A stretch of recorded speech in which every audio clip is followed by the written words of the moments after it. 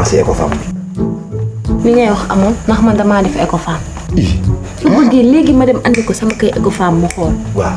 jigéen xam nga fan la mën a ëmbee. su fekkee ne dangaa def pénétration kese nga mën a ëmb. Pénétration? Oh yo yo yo yo yo yo yo yo. Awa, tu connais pénétration? Bien sûr. Ah, une jeune fille comme toi, de cet âge, tu fais la rapport sexuel? Maman? Hein? Avec toute l'éducation avec ton père qui fait de toi? Hein? Ta mère et ta grand-mère? Awa, tu fais comme ça? Pénétration? Oh! Quoi, au bout de ma pénétration? Pénétration, c'est faire un rapport sexuel. Maanaam moom daf ko sekk ak góor. xale bu toll nii xam nga. mais loolu ba jaaduwul. yaa ngi dàq.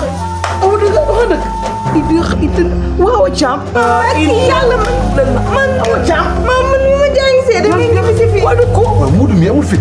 ak li ma wax ci li ma lay waxtaan chaque jour am lu ma lay wax. non c'est trop. ak chaque jour li ma la war a yeet. Thiam yu yaa ma bett. li ma la xamal lépp.